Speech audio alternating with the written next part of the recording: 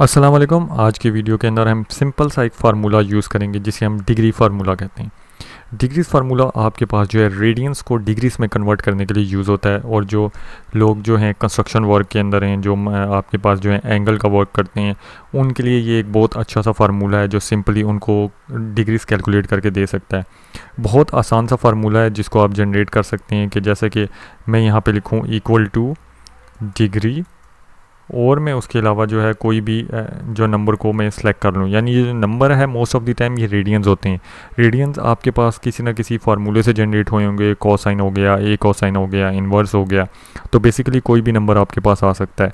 अगर आपने ए कोस को समझना है कि नंबर कहाँ से जनरेट हुआ है तो आप मेरी प्रीवियस वीडियो को देख सकते हैं, उससे आपको अंदाज़ा भी हो जाएगा। मैं डिग्री लिख के क्लिक करूँगा तो मेरे पास देखें उसका एक एंगल आ गया आपके पास, जो प्रॉपरली आपके पास डिग्रीज़ में है।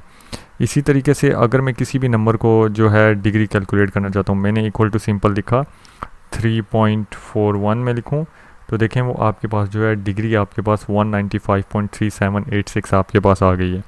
तो ये आपके पास जो है एक प्रॉपर एक एंगल आपको काफ़ी डिजिट्स तक कैलकुलेट करके दे देता है, ताकि आपके पास कोई कन्फ्यूजन ना हो।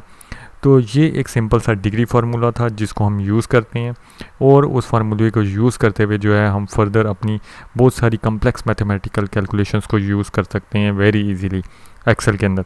तो एक्सेल में अभी तक आपने देखा होगा कि मैंने काफ़ी सारी वीडियोस में एक सिंपल स्टेप बाय स्टेप फार्मूलाज़ को बताया है। आगे जब हम मूव करते जाएंगे तो मैं मल्टीपल फार्मूलाज़ को आपके साथ जो है कंबाइन करता जाऊँगा। आई होप सो कि वीडियो आपको पसंद आई होगी। वीडियो पसंद आई हो तो लाइक और सब्सक्राइब करें, मेरे चैनल को दूसरों के साथ शेयर करिए। शुक्रिया।